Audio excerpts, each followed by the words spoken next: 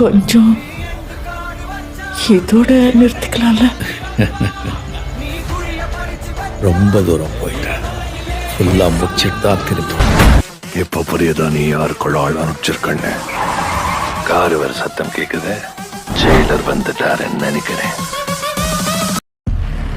ஏய், இங்க நான் தான் கிங். வர்றதுக்கு மேல நம்ம கிட்ட பேச்சே கிடையாது.